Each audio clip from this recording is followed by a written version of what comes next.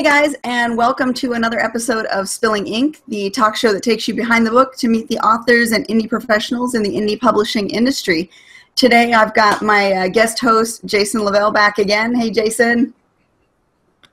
And I'd also like to introduce you to a new author, Madison Daniel. Hey everybody, what's up?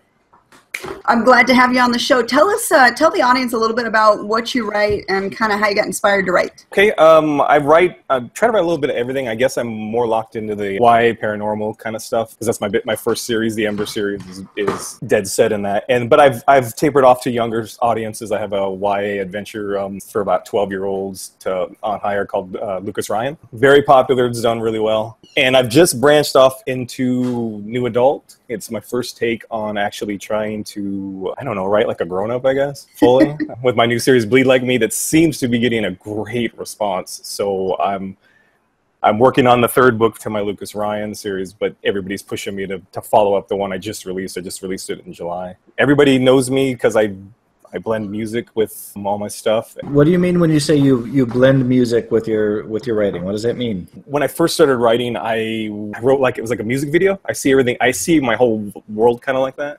So my life is kind of like, I kind of call it my life soundtrack. So I'm like basically like a CW TV show. So in the background, I got like Oasis playing as I'm walking through the streets and stuff like that. Just silly stuff like that. That's what kind of inspired me. I was listening to an Oasis song and a line came on and I just literally grabbed a pen and paper that was in front of me at work and I jotted something down, and then that song led to the intro of my series. And what song was it? Stop Crying Your Heart Out. Or Crying Your Heart. That influenced the Ember series. That was the thing that created it. Then I went to another thing and I was like, well, this song would be great for ending in the story. And then I had this story plotted out, and 2 weeks later I had a book written. Back then, this was 2008. So back then I was a little naive with how things worked in the industry with music and rights and publishing and all that stuff. And my dream was to embrace, back then, that was back before all the Kindles and stuff were taking off. So I wanted to embrace the electronic aspect of reading. I love having a physical book, but I wanted to embrace that because it was something new. And I thought the idea of someone having their iPad or their iPod at the time or their iPhone, and they could be reading a book and literally click on the song that I want them to hear while they're reading. They could have that in the background, but then I find out I got to pay an artist $100,000 to use their song. So those all turned into suggested musical playlists. So I suggest you read them, and some of them I start with at the headers of my chapters, and other ones I give you a physical list and in the back, and it's made to be like. And some people, and I found that some people love it, some people hate it. Like some people can't read with music playing. Okay. And people can, but I write like it's a music video, so I kind of want that. Well, I love the idea of you having a soundtrack for it. I mean, it makes it seem almost more cinematic. I think that's kind of a fun thing to share what you were hearing and feeling with the audience, because we all see and read things a different way. So I think that's a really neat thing to tie in there. Don't we? Most of us write with some kind of soundtrack or music, like actual soundtracks, like where there's no words and no lyrics, but it's like I'm like that. I can't have any lyrics because then the OCD kicks in, and I have to make sure I got all the lyrics right, and it takes me out of writing. You start singing some Def Leppard while you're writing and stuff. I actually listen to a lot of, and Alexia turned me on to her as well, Lindsay Sterling. Yeah, she's fantastic. She's one of my favorites to listen to. I could listen to her violin music all day. How about you, Jason? Do you listen to music? I do. I listen to, well, actually right now I listen to mostly Mumford & Sons Pandora Radio or Elle King Pandora Radio. It's all kind of folky, bluesy rock, a lot of strong female vocals, but, it's stuff that I've heard enough that I really don't have to pay attention to it to enjoy it. And I think that's where some people get tripped up with music is, if you're so into it that you've got to really listen to the music, you're not going to be able to do your writing. But yeah, you just want to set the mood. That's all. Yeah, exactly. You just kind of want to be in a little bit of a groove, and yeah. But yeah, I love listening to music. I remember when I first started writing terrible poetry when I was in high school. It was when the Nine Inch Nails Downward Spiral CD came out, and I was such a good CD. Oh my gosh, it was fantastic. But I was an angsty, angry teenage, whatever grunge kid, and I would just blast that in my bedroom and write this angry, horrible poetry. And so I've always had a strong affinity for music. For your love, they write about your love of dirt and pain. Yes, that's right.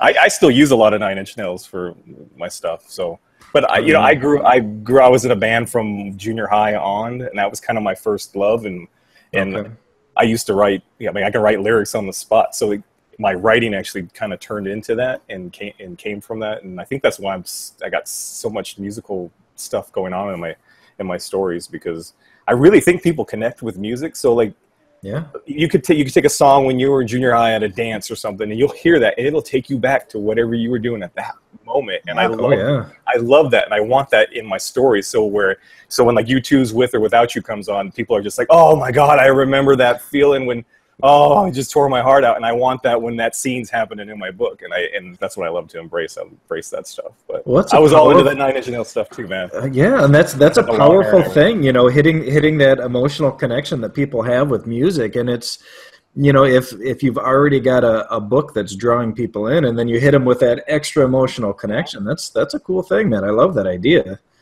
Yeah. Nice. It's just the way my brain works, so I don't know if I could work any other way. Now, you said you started out writing music. Now, last week we had Wilson Rowe with us. He also is a musician.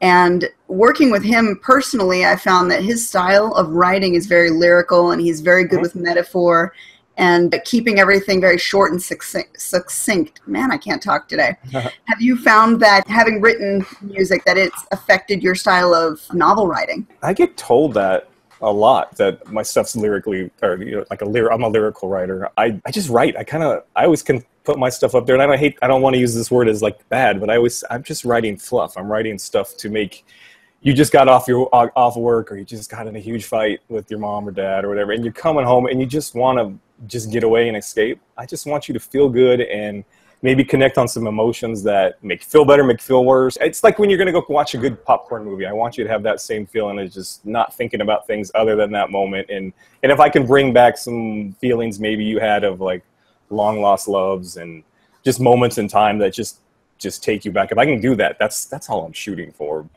If I pick up a book of a writer that I find writes so well, it just makes me feel so bad. Like, I was in the middle of the second or third book of the Ember series, and I was like, I picked up The Hunger Games, the first one, and she writes so well that I was like, I ain't gonna write for ever again. And I spent like 6 months not touching anything because I just felt like I write poop and she writes really good stuff. No, everybody has a different style. That's what it is. It's all about the style of the writing, not necessarily quality, because quality is subjective to a lot of people. It is. Well, it's funny is that, you know, I work at a tattoo shop on weekends, and I don't tattoo people, but, you know, I work with some really fine artists, and every once in a while we'll come across a really amazing tattoo that, you know, someone has done around the world, and the guys will look at it and they'll be like, God, this just makes me want to quit what I'm doing because I don't feel like I can ever attain that level of greatness. So I know what you're saying. But I want to drift off track because we were talking about Nine Inch Nails just a couple minutes ago. Have you watched the newer adaptation of the Girl with the Dragon Tattoo? No, I haven't. But he did the soundtrack, right? Yeah, Reznor did the soundtrack, and I'll tell you what, if you listen to it, it's awesome. I mean, it's just fantastic. You know, I was a big fan of the original version of that movie. I think it was Swedish. I think it was. And I thought it was great, but yeah, the soundtrack is really kind of that mix of industrial metal, but it's got so much emotion to it, and you can really feel it throughout the movie. But I love stuff like that because, like, I'm a huge Danny Elfman fan.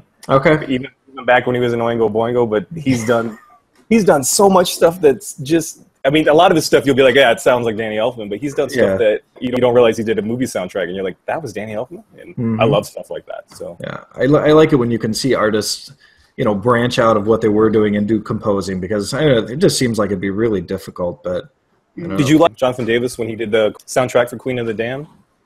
You know, it has been so long since I've seen that movie that I honestly can't tell you if I remember it or not. I remember that I had read the book.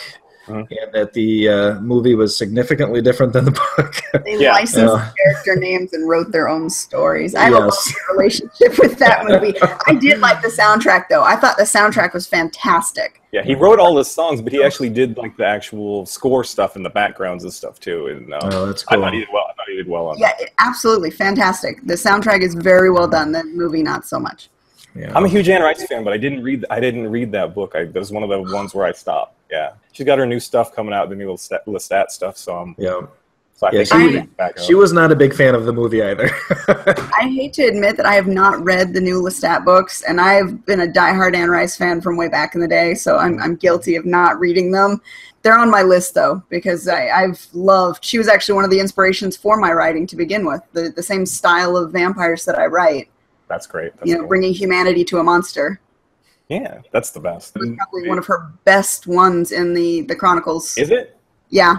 Oh, man. Because it takes you... It's hard to read because it's piecemeal. So you have a ton of stories that hop back and forth together until you get to the middle of the book, and then from there it's linear order through the rest of the book. But you get all of the background stories in these little hopping chapters. Gotcha. So it becomes a little tedious to read, but once you see it all weave together, you're like, aha. No, I might have to. I'm going to have to go back to that. Now, speaking of inspiration, so let's talk about what inspired you to write your first story.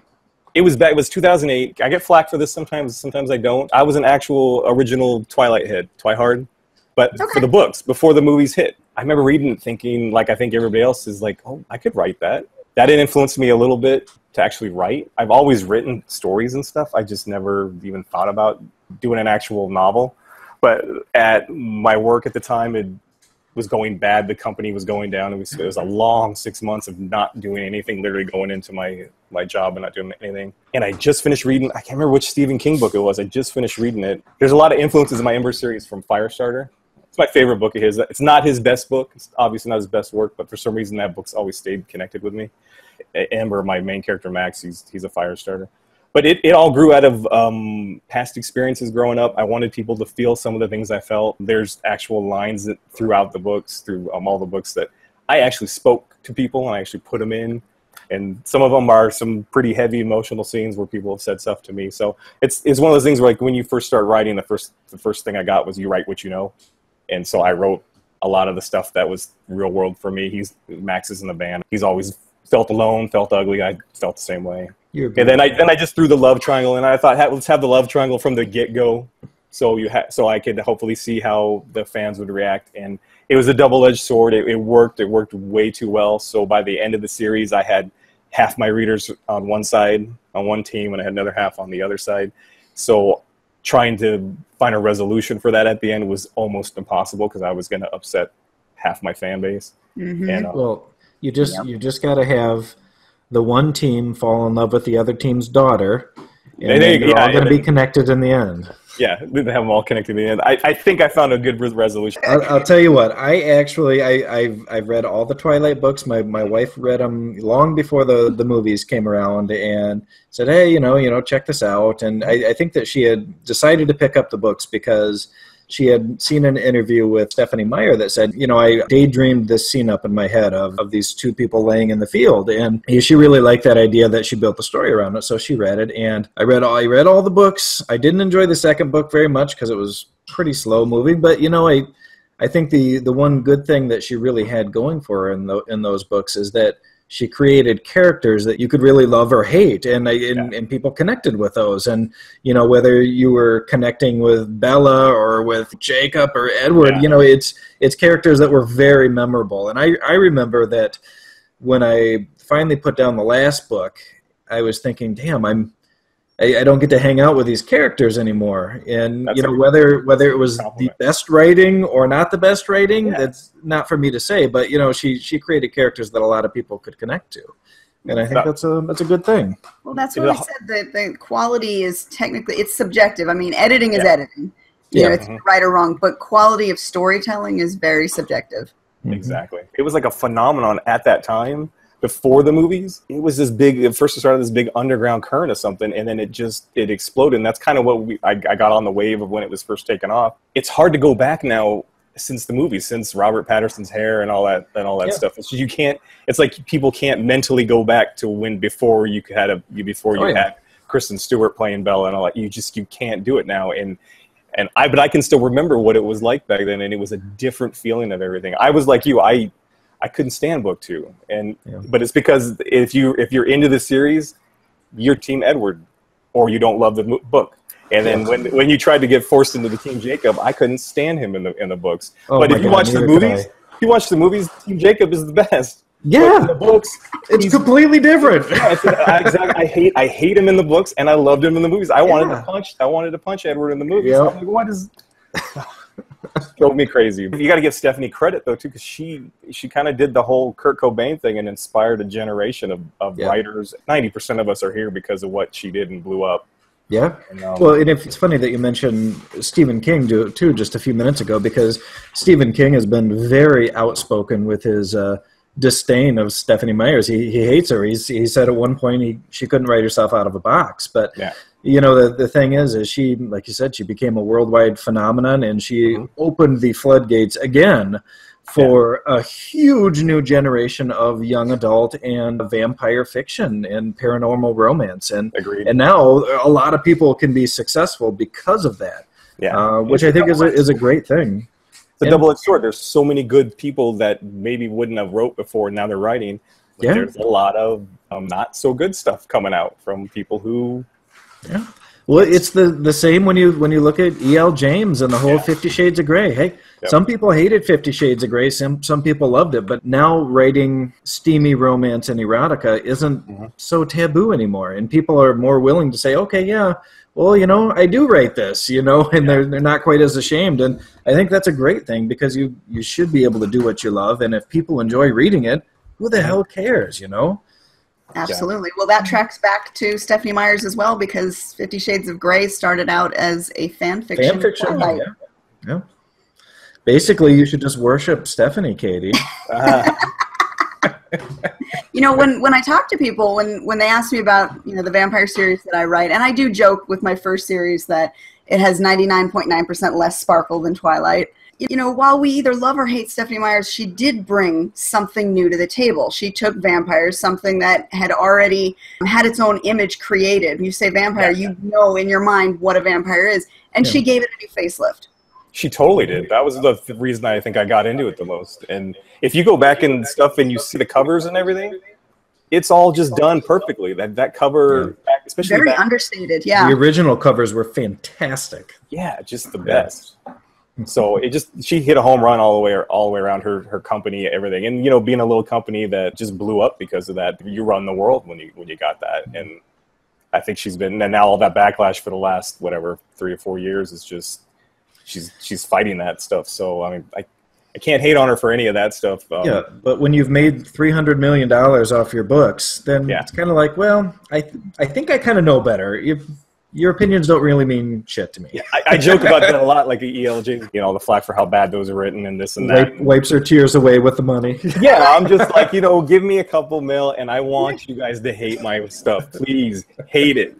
Just hate it all day long. Bad press or good press, as long as someone's saying your name, right? Yeah. And you brought up your series of vampires. My new one, the Bleed Like Me, is...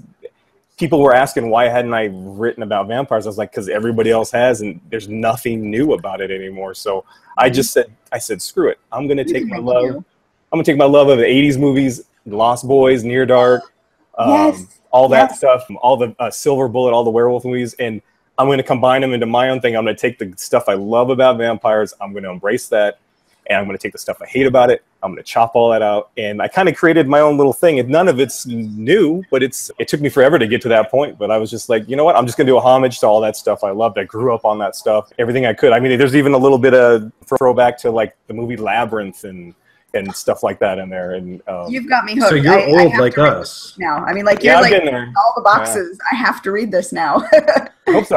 But I tried to put it in a new, and like I said, it's my first adult book. Like my main character is like Deb. Anybody watch the series Dexter? I have not. I'm not up to date. Don't spoil anything. Well, his sister, she's very colorful. She speaks very colorfully. Oh yeah, very foul-mouthed, very in your face. That's what my lead. She's like that. But I just threw it in there, so it's like a giant '80s Lost Boys music video with little splashes of '90s stuff here and there, and it's just my love for everything I grew up on, and it seems to hit hit a note. So well, and the cover you've got for it is amazing. Like I said before we started recording, it looks like a movie poster to me. I love it. Thank you. First time I saw the cover, I had no idea who you were. I never heard of you. Somebody shared, a post of yours, probably about a pre-order or something for it, and I was just like, holy shit, that's an amazing cover. I mean, it's just phenomenal, and just for that fact alone, I would pick it up. But now that I see that you have paperbacks, I'm going to be sending you my address because Gotcha. I'm in that flux, like I think a lot of us get, where you sometimes you have like a whole stack of books to give out, and then the other times you have no books. I'm at that thing where I got this. That's my book I got right there. Yeah, I started setting up all my stuff to start doing conventions and stuff like that, and like I was invited to the Phoenix one, the Comic-Con, which is really huge and all that. It was fun. That one is really fun. You did this year, right? I did. I tagged along because Alexia, she couldn't go for some reason. She had to back out. I think it was family issues. And the girl she was partnering with needed, somebody to fill that gap. And I was like, pick me. Yeah, it's supposed to be pretty big. The Phoenix one is supposed to be huge. Was wall-to-wall people. Wow. Like overwhelmingly large. And it was a 4-day event. Yeah. So it was a madhouse. It was wonderful. I loved it. That's crazy. Now, Vegas gets some small Comic-Cons, too. I don't know what next year's looking like, but those are worth coming to do for, a couple days, especially if you have friends in the area. You can go crash on a couch. Now I've actually gone to the Vegas ones, but I've gone as a fan because I'm kind of a comic book nerd, so as you can see. Yes. But yeah, I've actually been to the actual cons. I just haven't gone as, like, the smaller Vegas ones I was at, and I didn't see a lot of authors. It's a slow build right now. I've noticed a lot more fantasy authors are starting to pick up on conventions outside of the book world as a place to sell books. And I've done a few this year. We did about 3, and I've got one more to do in November. I'm going to go down to Tucson. And I've found that the fantasy convention crowd is really open to books. As opposed to like the book conventions. Yeah. Book conventions, while we're not in competition with each other, we kind of are at those events because people go with a specific genre in mind, and they're going to go buy that one book they're looking for. Yeah. Whereas at a fantasy convention, people are just oohing and awing at all the cool sparkly things around them. Yeah. And you go, hey, I've got books. You want to come over and check them out? They're like, oh, yeah, I like books. Yeah. I heard that this year. Wasn't there one, what was the one, wasn't there a con just in California? We just did with Alexia, actually. We did Palm Springs Comic-Con with Alexia, with David Jones. He's my regular co-host for the show. We did a quad booth there, and that was really fun. Yeah, I was hearing a lot of talk with what you said. Like, it just seems like it's very open to authors right now. It's definitely worth trying. Yeah, I think the Phoenix one hits at a time of the year where it's one of those times where you're just kind of, for me personally, financially, it's like a stretch, and it hits at a time of year where it's like, oh, summer vacation. Okay. Yeah, it's that Memorial Day weekend. It's right before summer starts. Yeah, and then they have one in October though too. I think middle of this month they do Fan Fest, which is like a smaller. I really say smaller. It's not that much smaller version of Comic-Con. Mm-hmm. Yeah, I got to do those. I'm a fan. I go there and I find all my favorite artists because I'm a comic book head from back in the day. So like I look for J. Scott Campbell and stuff like that, and I just lose my mind when I find the comic book ones. I actually found a couple of artists. I friended them at one of the Vegas shows. I think it was like 2 years ago, and I had another idea for a vampire story called Temptation Waits, and I was working with her, this comic book artist, for like about a year, trying to get the cover lined up, and it just never went through. But it's something I might try to still push for because I may still release that. I haven't. It's sitting on my computer, just kind of waiting to be done with. So. Now, as far as writing stories, how long do you take to knock out a story? Do you have like a word count that you go for daily, or is it just kind of write what you feel? It's the moment. It depends on the day. I can write pretty quick. Like I can finish a book really quick. I'm old school, so I write my first draft in a notepad. So it's just in pen and paper. I'm hoping one day I'll be like the Beatles and people will be auctioning off my notepads. Like, oh, there's this that's the original work, and you can see me crossed out all the names that I changed and all my horrible misspelled chicken scratching and stuff. But I start like that, and then I actually physically type, and that's the one that takes the longest. But it really depends on the story. Like some you'll just throw it out there and it'll go and go and go, and others it's like pulling teeth. That Bleed Like Me, my newest I wanted out last October. I didn't get it out till this July. It was, yeah, it was a struggle, but a lot of that had to do with the daily routines of stuff going down. And it's hard when you have a hard day. The last thing you want to do sometimes is write about vampires and love and stuff. So yeah, if you're not in the mood for it, it's kind of hard to push. I do find though, if you do actually just start, you'll write a little bit. You'll write a little bit or to a lot. You just got to physically make yourself start typing. Yeah, it's got to become your routine. I try to do 500 to 1,000 words a day, every day. And that's just a normal writing day. If I'm going to get more words in, if I plan on actually just sitting down and writing, it could be upwards of 5,000. Yeah, that's great. That's awesome. 5,000 is good. But, you know, then again, I'm doing the same thing you are. It's the end of the day. Yeah. You know, you've got to get into that writing mood. And it's not always a 5,000 word day. Yeah. I'm also like a creature of the night. So I find now that I'm getting older, if I start getting those creative juices going at night and I'm typing, and it's 2 or 3 in the morning, that next day I am a freaking zombie. I'm not 24 anymore. So it's painful sometimes to try and function the next day if I've been up just, you know, spitting out all those weird stories and stuff. So that's me today. I was up till 3 last night. I've got a deadline to finish a short for an anthology. And I was up till about 3 in the morning, and then the kids had me up at 6 this morning, and it's just gone from there. What anthology are you writing for right now, Katie? The Wicked Winter anthology, set to come out, I believe it's the beginning of December, and all proceeds for that anthology are going to go towards the Alzheimer's Association. I can't talk today. Hey, I can't believe I almost spaced this. This is the Breast Cancer Awareness Month, October. Yes. And I am going to give a portion of this, everything that's sold in October, to the National Breast Cancer Society and stuff. That's awesome. I'm going to do that for all October. I may extend it all the way till December. As you know, we don't make a ton off of each sale, but I will give a percentage of that. And if I can, I'm going to double whatever gets bought. So, you know, fantastic. I sell a few hundred copies and make a little bit. I'll match whatever I do, and I'll donate it. Is that print or ebook or both? Anything, any of it. You buy it, I'm gonna for Bleed Like Me, I'll donate. And this is just a personal thing I've always had in my family's history and other stuff and people I've known. Breast cancer's always been it sucks. But recently, just this past summer, someone really important that's part of our family. She's halfway through her process right now, and if you see some of my stuff lately, I got the little ribbons on all my stuff, and I hashtag Team Lisa. Her name's Lisa, and we just trying to support her, and it's the least I can do. By the time this goes, I may have done it already. I don't know. I haven't committed to this yet, but I think I'm going to go maybe on Facebook Live, shave my head and support. So I figured maybe that would draw some fans. I just hope my head is as beautiful as Jason's when it's shaved. I'm a little nervous. Takes a while to develop that, man. Does it? Got to do a lot of exercises. But yeah, let's see if I'm brave enough to do that. But yeah, if anybody can help with that, it'd be great. And just do your research. And if you guys can help in any way, even just giving shout outs to people, anybody who's watching this, then it helps. Awesome. Yeah. Make sure that you send me all of your links if you haven't done so already. And I'll make sure that they get into the description on the show. Okay. And we'll make sure to mention the charity information as well.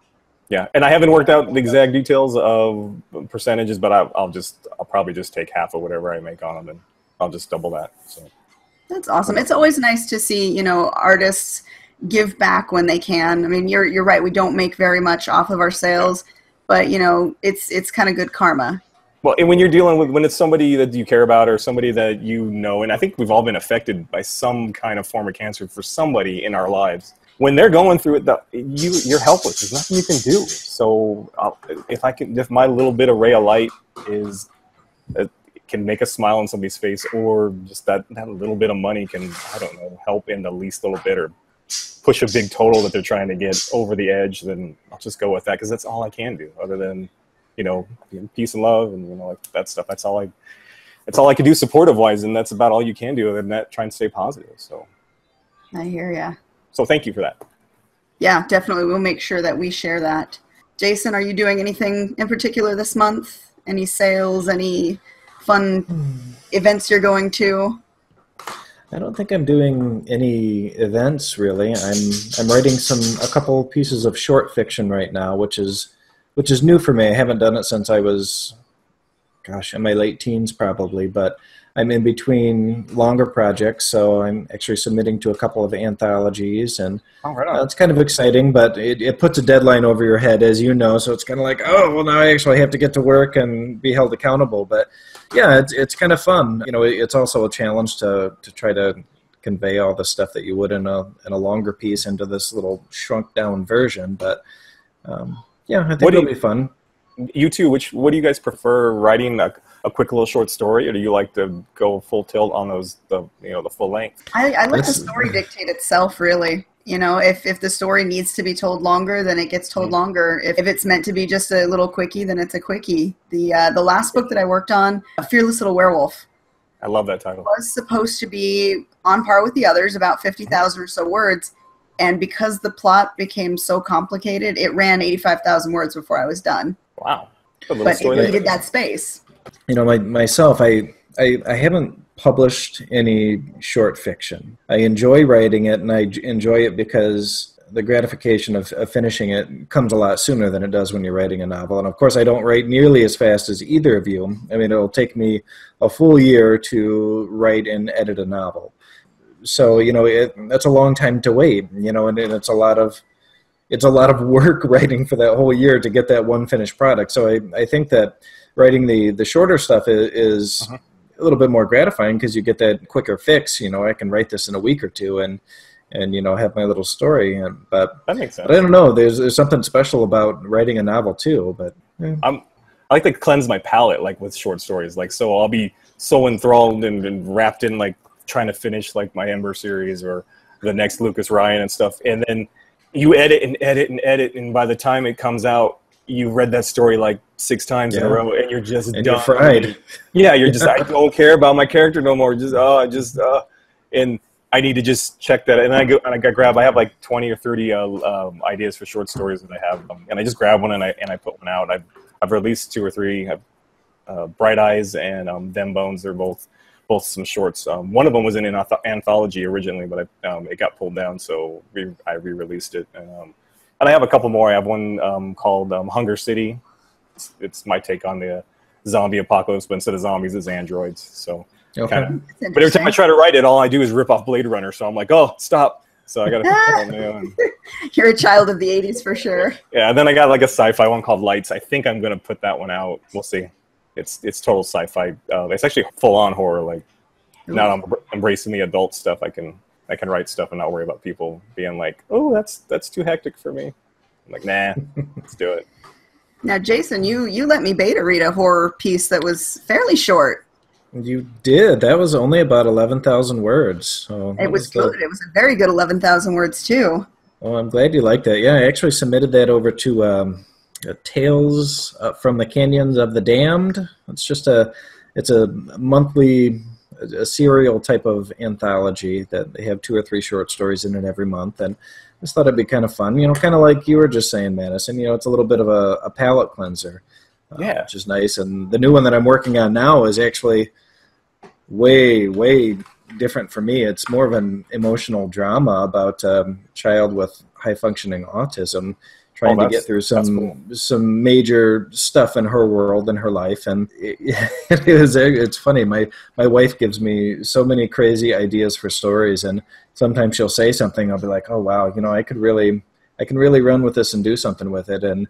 But in the process, it's also very emotionally taxing, because if you're just writing action all the time and bang and bang and bang bang bang, you know, it doesn't get you that much. But when you're dealing with real feelings and stuff like that, it's like, oh man, this is really kind of draining me. You know? Yeah, it'll put you in a mood. Oh yeah, for sure. Yeah, you know, and I always used to love Stephen King, and you know, so these that I'm writing now, I guess I'm kind of modeling after, you know, the way he wrote short stories. Where some of his best stories are short stories, and some of those books like 4 Past Midnight and stuff. I mean, they have like Shawshank Redemption and all that in there, and which is incredible.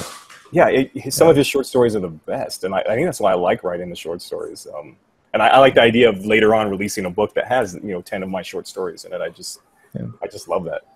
Well, and I think that's kind of going to be my goal too. You know, while I take a little break here and kind of look for what direction I want to go with longer fiction, I think that I'm going to try to to do 5 or 6 short stories and just have a little bit of fun with it, because you do get bogged down when you're writing something longer. And right now I'm kind of torn between which direction I want to go here or there. I've got 2 series that I could continue on with, but the series have also been challenging for me, because the newer novels don't seem to sell as well as the originals. So it's kind of, do I want to continue on that and continue doing something I enjoy, or do I want to start fresh in a different direction? And so I'm just kind of trying to find my place and filling the time with short fiction. That's cool. As long as you keep writing, that's the win right there. So yeah, for sure. Keep writing. Now, as far as the new novels not selling as well, do you think that it's just a marketing issue, that you're just not reaching the audience? Or what's the feedback been on the books? Dark of Night is the newest one, and the prequel was The Cold Room, and it really wasn't ever going to have a sequel. There wasn't going to be another one. It was just a standalone story. But The Cold Room is by far and away more popular than anything else I've ever written, and it was just a sci-fi ghost story horror type of deal. And so I was like, okay, well, I better try to follow this up with something and see if people enjoy that as well. And everyone who's read it, at least those who have given me feedback, either privately or on Amazon, have really good things to say about it. So I like that. It's just that the sales numbers aren't there. So whatever I'm doing to reach people isn't quite right, because based on the feedback I get from The Cold Room and from The Dark of Night, if I could get them to read it, they would really enjoy it. But it's just, how do I reach those people? I'm obviously not getting it into the right hands. So, and that's half the battle we face every day. Now, what do you do as far as marketing and things like that, Madison? Well, I'm doing a live interview right now, so we'll see how that goes. And, Katie will rock it out, so we'll get some sales off that. We'll pimp it all over the place. I don't know. I do the usual stuff everybody does. I know you guys have had the talks of Facebook not reaching people like it used to, and it's hard out there. And all Amazon's new algorithms that almost seems to want to punish us for some reason is not making things easier.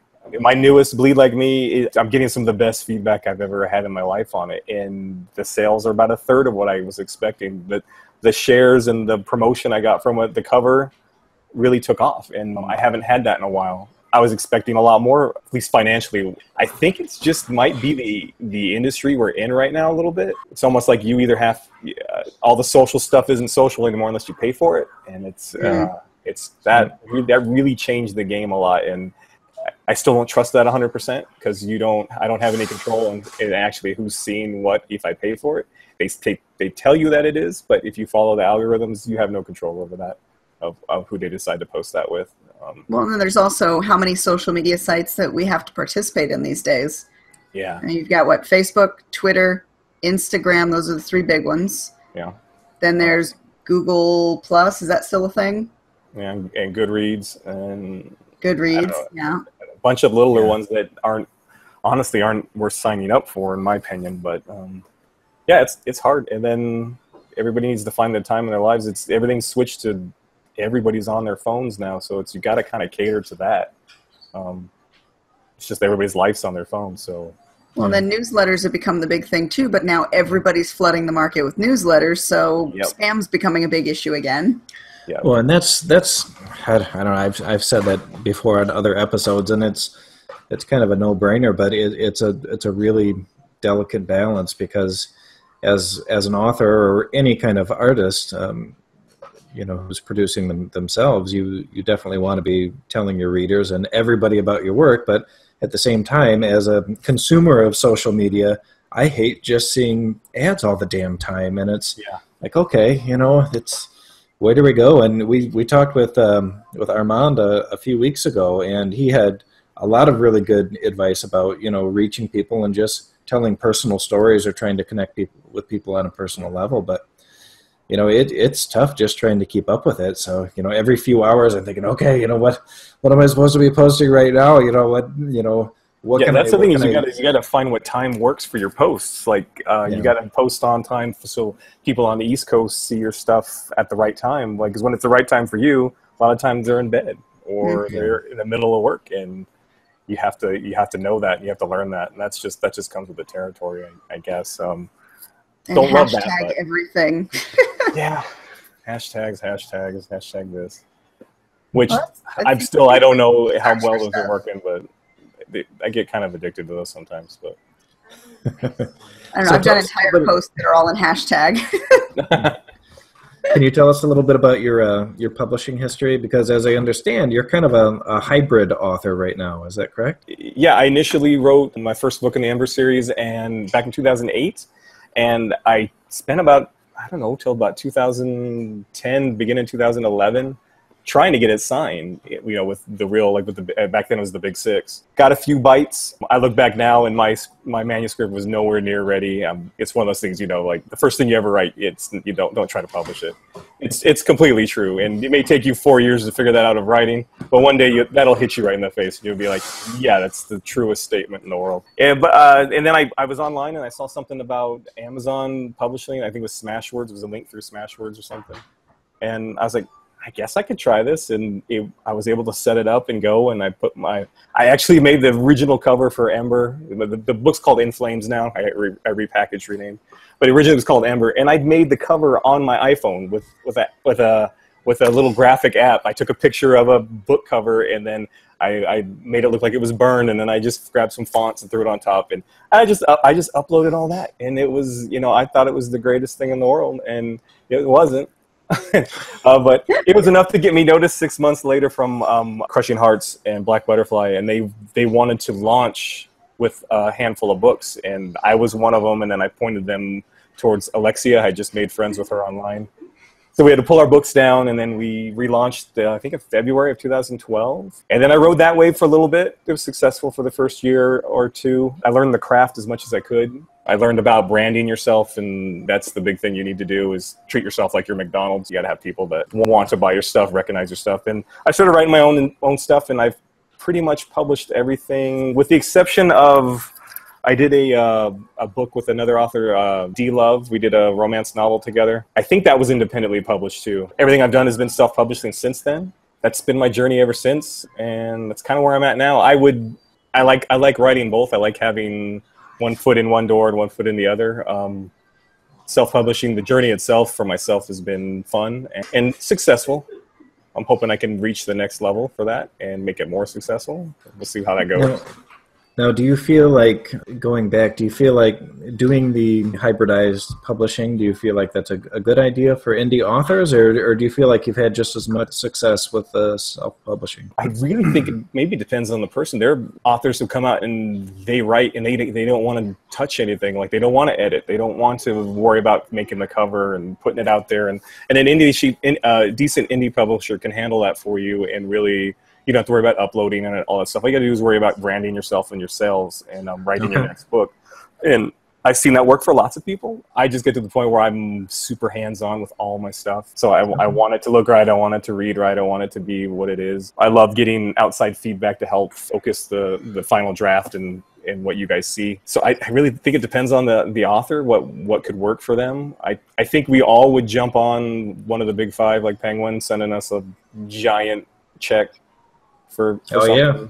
I did a post. Anytime, any day. Yeah, I think I did a post on that. I was trying to challenge all the other indie authors on my feed, all I'm friends with, about that. If they would sell the rights to their most popular book or book series for like $50,000. I just use that number, $50,000. It could be 100, it could be 30, and just to test the waters of that, to see what people thought about that, if they would be willing to give up something that 5 years down the line could be worth millions to somebody. And I got a lot of interesting responses.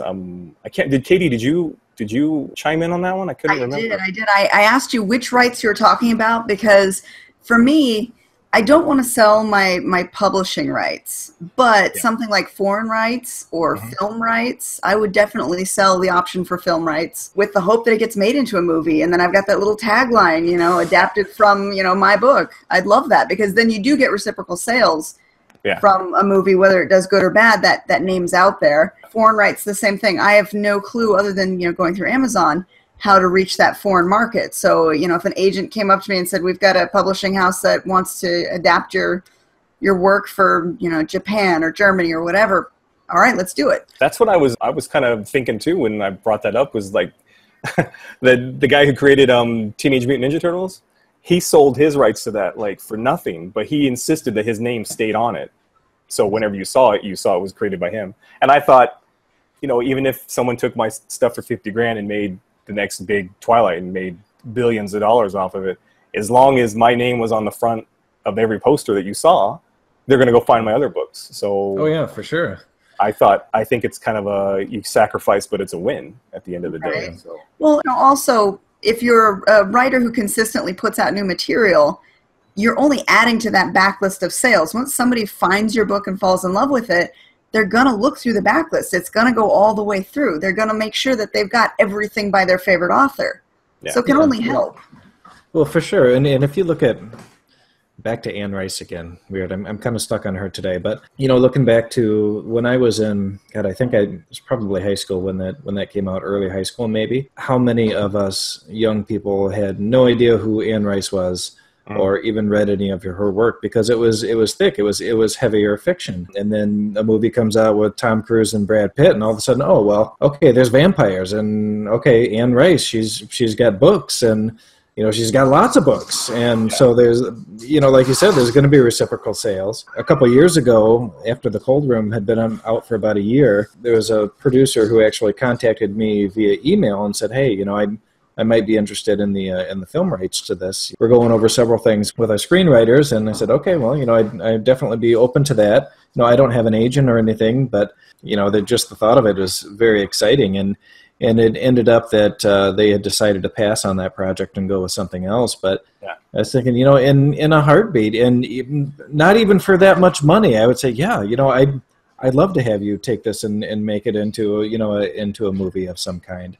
Man, I bet you didn't sleep for like 3 nights. You were just like, oh. You're damn right, man. More like 3 weeks. It's yeah, like, that was can I email him back today? Can I email him back today? Yeah. But yeah, you know, it's exciting, and I think that, you know, for me when I got into it, it was a bucket list kind of thing. You know, I always dreamed of writing a novel, and never thought it would happen. Never thought I would make a penny off of it. And so when I got into it, it wasn't so much, you know, I need to have this or that because I've got to pay my bills, but it was more because, you know, I really want to be able to share something and have something that can maybe be remembered. So yeah, but I don't know, selling the rights, your publishing rights, that's a tricky one, you know, because you never know, you know, my books don't make big money, you know, enough for me to be able to keep doing it. But yeah, and I think if somebody waved a $50,000 check under my nose, it would be pretty darn tempting. Yeah, and I think it depends on what stage we're at. Because if you're bringing in $50,000 a year, then maybe you'd be like, no, that's not even close to what I would want to sell for. But yeah. But again, you're not selling your complete rights. You're only selling a portion of your rights. Yeah. So if you're making $50,000 a year on that book, but you're selling the film rights, you're not cutting out your regular paycheck. Yeah. You know, you're potentially adding to it. I threw it out there as 100%, you know, you're giving it all away, or we could go to the top where it's just your entertainment rights, like, you know, the movies and TV series and stuff. I think pretty much universal, everybody for the TV and movie rights, they were all like, yeah, I'd do it for $50,000. Oh, absolutely. But the other one was absolutely, it was like all no's. It was like, no. I was like, woo, I lit a fire under some people. Well, see, and I don't know, you know, I have 5 books, and if they wanted to take one off the table, even if it was my favorite, and like, you know, it was still going to be my name on the front cover, still advertising Jason Lavelle, I'd really like to pay off my Harley, you know? Yeah, that's a total win. Kick it back to Stephanie Meyers. She said when she wrote Twilight, she was just hoping to pay off her minivan or something like that, to make like $20,000 or something off of it. And it turned into what it turned in. So I'm still kind of in that boat too. I could see being super upset if my thing got turned into the next $1 billion franchise. But if my name was still on it, that's a lot of eyeballs. So, you know. Well, and think of it this way, since we're talking about Meyer again, because since, you know, Meyer and Rice are kind of our recurring themes here. So you were Meyer, and you sell Twilight for $50,000 to Simon & Schuster, and all of a sudden it's made $300 million, and you're like, well, shit. Well, there's still 3 more freaking books that you can sell them for way more than $50,000 now. Yeah. Because you've become insanely popular. Yeah, I did in my original question. I think I did throw in though it would be a book or your series, so it would have been her whole series for 50 grand. So she would have been. Yeah. Well, now take into consideration though, if you're selling your publishing rights to a publishing house, that 50 grand's in advance. True. They're not taking your rights completely. They're taking the rights to publish it. So after you've earned out that advance, they still got to pay your royalties on top of it. Yeah. So you're not actually getting rid of anything. You're just changing venues. See, any publishers out there, I'd really like to test out my resolve. So please feel free, test me. Send me the check, and we'll see which way I go. If Hollywood would look to indies for new movie ideas, we're constantly seeing movies that are being remade. They're taking old 80s movies and remaking them. How many Spider-Man movies have we seen in the last 10 years? And I'm a Spider-Man guy. I love him. Seriously. But it's like, ugh. Yeah, I like it too, but enough's enough, guys. Give me something new. And the same thing applies to traditional publishing. Traditional publishers tend to go with the safe bet. Yeah. They're going to go with what they feel is marketable, which tends to follow the same tropes that we're consistently seeing in books that we read. Yeah. Now, if you look at indies, what do indies do that's different? We bring you the story we want to read. Yeah. We bring you something different, something fresh, something untested. And sometimes it really hits the mark. Look at The Martian.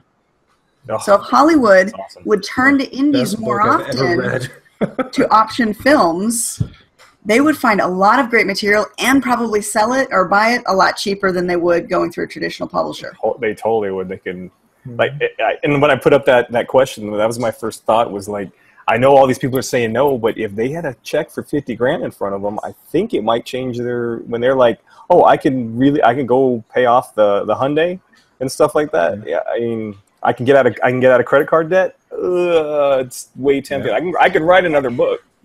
So, exactly. I think a lot of people's tunes would change. I know my car just broke down, so wave that check in front of me because I got to fix my car. Yeah. Oh yeah. We'll do part 2 of this, and you can be like, we're good. I'll take 35. I'll take 35 grand next time. So let's make a deal here. Katie always posts those. Well, at least she used to post all those tough questions too, where it was either, what would you rather be, stranded on a deserted island with a snapping turtle, or stuck in a blender on high speed? And like, what? Seriously? Come on now. Get you thinking though.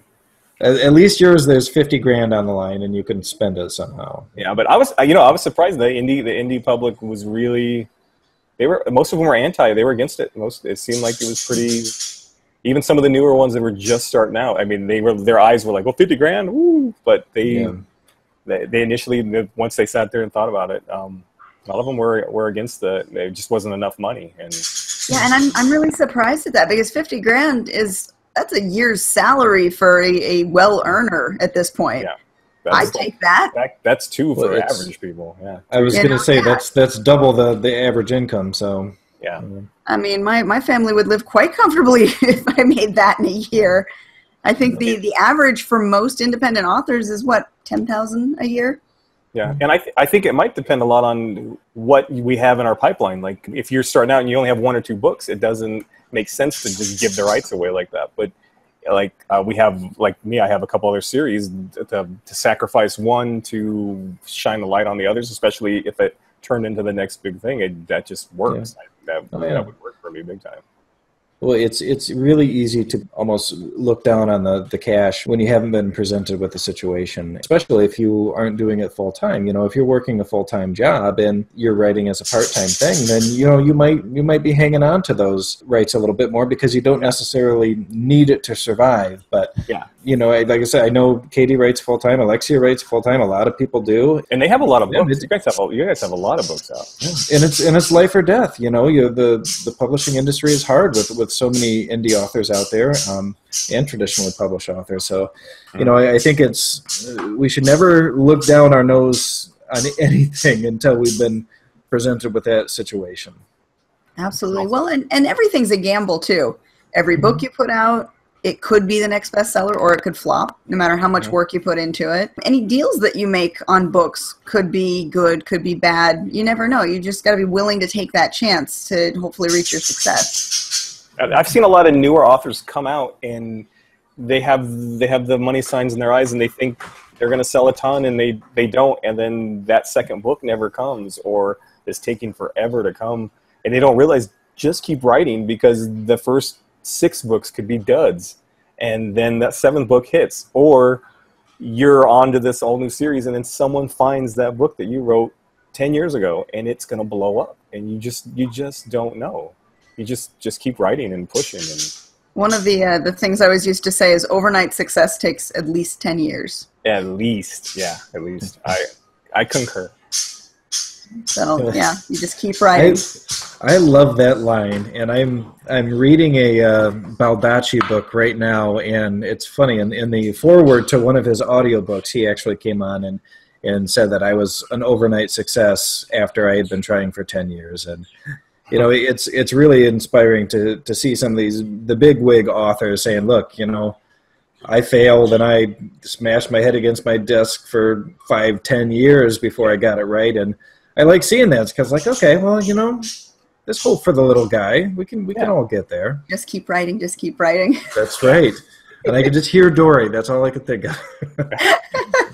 Yeah, it's like that. It was like that in the music industry too with my band. It's like you have one really successful show, and people are like, "Wow, where'd you guys come from?" And you're like, "Well, you didn't see the 5 years of me playing to 7 people. You know, it's 14 eyeballs, but still, it was 7 people. Yeah, it's never overnight." Now, I want to rehash what we'd said before, just because we want to make sure that we get the information out there. Madison, tell us one more time about the charity information for your book. His thumbnail is so handsome, isn't it, down there? I'm trying. My newest book, Bleed Like Me, came out in July. It's National Breast Cancer Month for October. Anything I make from this, I will split and donate to the national division of the breast cancer awareness. And depending on how much it is, more than likely I'll match whatever gets my percentage I take from that. I'll probably take about half of whatever I make off of it, and then I'll just match whatever that is. And I may continue that through November, December. We'll see how well it goes. If it catches on, and I get some sales out of it, and I can actually get a decent little amount to the foundation, that would be great. And that's for the print copy or the digital. Anything you buy for Bleed Like Me. So buy Bleed Like Me. Help support Breast Cancer Awareness Month. Or support it any way you can, like with posts or doing your own donations, do walks, just share some positive light on anybody who's struggling or any family that maybe is dealing with that. And I'm good with that. I'm golden. Awesome. And we'll make sure the links get to the bottom in the description so that everybody can go and find your books. And as far as charities go, I'm submitting a story to Wicked Winter, which will be out this, I believe, December.